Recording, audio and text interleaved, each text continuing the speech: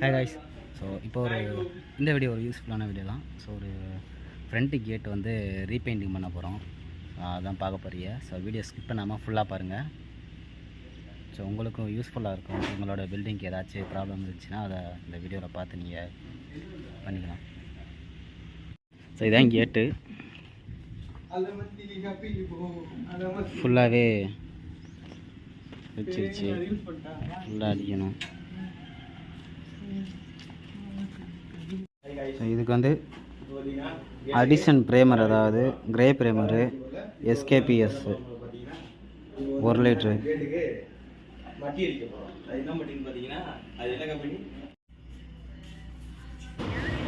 நீட்டாக தேய்ச்சி க்ளீன் பண்ணியாச்சு, கூட்டியாச்சு. அதுக்கப்புறம் தான் பிரேமர் அடிக்கிறோம்.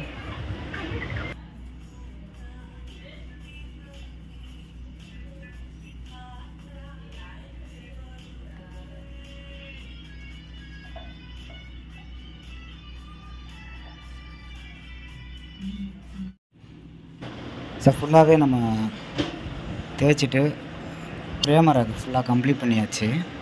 ஸோ பார்த்தாலே தெரியும் உங்களுக்கு. ஸோ இதுக்கப்புறம் டிங்கர் பேஸ்ட் வைக்கணும்.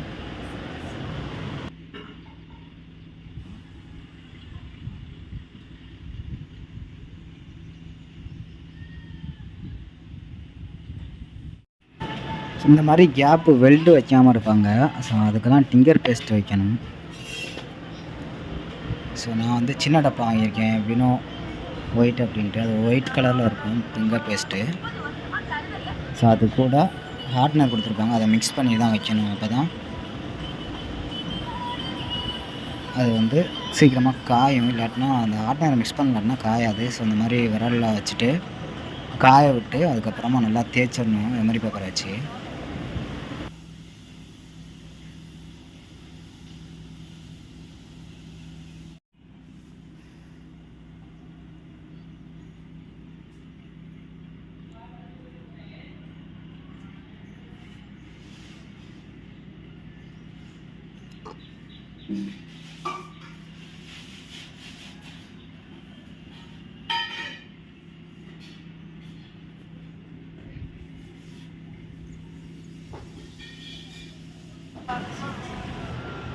ஸோ 2 கோடு ஃபுல்லாகவே கம்ப்ளீட்டாக அடிச்சிட்டோம்.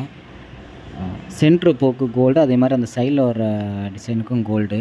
அது கீழே இருக்கிறது வந்து நம்ம சில்வர் அடிச்சிருக்கோம், கொஞ்சம் வித்தியாசமாக இருக்கணுன்றதுக்காண்டி. அதே மாதிரி கைப்பிடி எல்லாத்துக்குமே சில்வர் தான் அடிச்சிருக்கோம். ஸோ பாருங்கள் அந்த எப்படி இருக்குன்னு.